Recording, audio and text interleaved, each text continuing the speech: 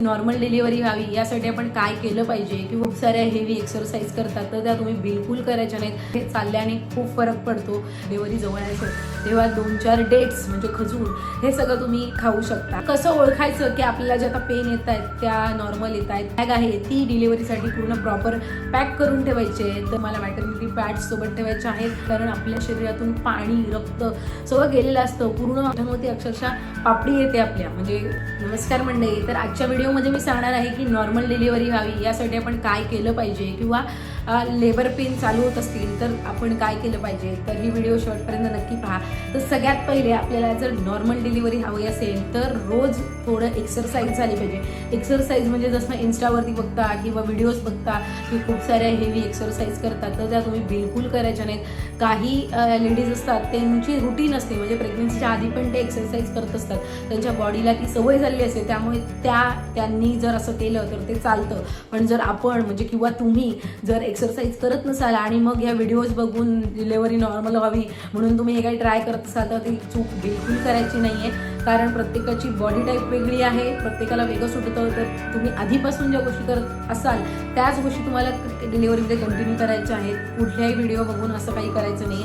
पण जर एक्सरसाइज जर करायची असेल तर डेली वॉकिंग करायची आहे, चालल्याने खूप फरक पडतो। त्याच्यानंतर तुमचं माइंड रिलॅक्स ठेवायचं आहे, शांत मसाज वगैरे द्यायचा आहे डोक्याला, बेलीला तुमच्या मसाज द्यायचा आहे।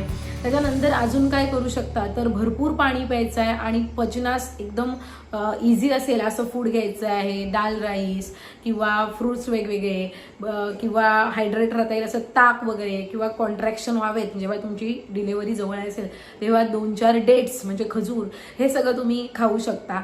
यासोबतच सगळ्यात पहिले म्हणजे नॉर्मल डिलिव्हरी किंवा सिझेरियन असू देत, हे आपल्या हातात नाही आहे, ते कोणाच्याच हातात नाही आहे। तुम्ही किती ट्राय केलं तरी जे व्हायचं आहे ते तुमच्या त्यावेळेच्या सिच्युएशननुसार डॉक्टर डिसाईड करतात। आईचा आणि बाळाचा जीव दोघांचा व्यवस्थित वाचवण्यासाठी ते डिसिजन घेतात। त्यामुळे नॉर्मल डिलिव्हरी किंवा सिझेरियन आपल्या हातात नाही, त्यासाठी काहीच लोड घ्यायचा नाही की प्रेशर घ्यायचं नाही की नॉर्मलच झाली पाहिजे। फक्त सगळ्यात पहिले आपलं माइंड आहे ते पॉझिटिव्ह ठेवायचं आहे, आपल्या मनातली भीती आहे ती पूर्ण काढून टाकायची आहे। तर हे सगळ्यात लक्षात ठेवायचं आहे। त्यानंतर कसं ओळखायचं की आपल्याला जे आता पेन येत आहेत त्या नॉर्मल येत आहेत किंवा म्हणजे लेबर पेन येत आहेत किंवा फॉल्स आहेत, खोट्या आहेत। तर सगळ्यात पहिले ऑब्झर्वेशन, निरीक्षण करायचं आहे की त्या किती वेळाने येतात, दर 5-5 मिनिटांनी असेल किंवा दर 10-10 मिनिटांनी असेल किंवा दर 2-2 मिनिटांनी कंटिन्यू पॅटर्न असेल तर रेडी व्हायचं आहे की आता आपली डिलिव्हरी जवळ आलेली आहे। तर हे लक्षात ठेवायचं आहे। त्यानंतर तुमची बॅग आहे ती डिलिव्हरीसाठी पूर्ण प्रॉपर पॅक करून ठेवायची आहे। तर आपण बघतो की भरपूर साऱ्या व्हिडिओज येतात, पण रिअलमध्ये आपण एवढं सगळं करू नाही शकत सगळ्याच जणी। तर मेन म्हणजे तुमचे पॅड्स, तुम्हाला मॅटर्निटी पॅड्स सोबत ठेवायचे आहेत। 1-2 गाऊन ज्याच्यातून तुम्हाला दूध पाजायला सोपं पडेल, मिल्क फिडिंग सोपं पडेल, बाळाला दूध पाजायला सोयीस्कर पडेल असे बटनांवाले, चैनवाले नाही बटनांवाले वगैरे खूप छान छान गाऊन येतात ते ठेवायचे आहे। एखादा छानसा ड्रेस ठेवायचा आहे जेणेकरून आपण घरी हल्ली आपला एक ट्रेंड चाललेला आहे, जेव्हा घरी येतो तेव्हा आपलं खूप सोहळा सेलिब्रेट केला जातो, त्यासाठी एखादा छानसा ड्रेस ठेवायचा आहे जो बेबी सेफ असेल। त्याच्यानंतर मेकअप म्हणजे आता माझ्यासारखे असेल तर मी माझ्या एक लिपस्टिक आणि फाउंडेशन टिकली वगैरे ठेवलेलं, तर तुम्ही सुद्धा आपण एन्जॉय करायचे प्रत्येक मुमेंट। तर छोटासा लाईट मेकअप करता येईल असं बेबी सेफ काही प्रोडक्ट्स असतील ते तुम्हाला तुमच्या बॅगेमध्ये भरायचे आहेत। फणी ठेवायची आहे, कारण डिलिव्हरीच्या वेळेला आपण कळा देऊन आपल्या हालत एकदम वाईट झालेली असते। त्यानंतर सगळ्यात मेन म्हणजे लिप बाम, चांगल्या क्वालिटीचा लिप बाम ठेवायचाच आहे, कारण आपल्या शरीरातून पाणी रक्त सगळं गेलेलं असतं। पूर्ण आपले शरीर आहे किंवा ओठ आहेत असे कडक झाले असतात, ओठांवरती अक्षरशः पापडी येते आपल्या, म्हणजे सालट्या निघतात आपल्या लिप्सच्या, ओठांच्या। तर त्यासाठी तुम्हाला चांगलं जो बेस्ट तुमच्यासाठी असेल लिप बाम किंवा पेट्रोलियम जेली जी चांगली असेल ती तुम्हाला ठेवायची आहे।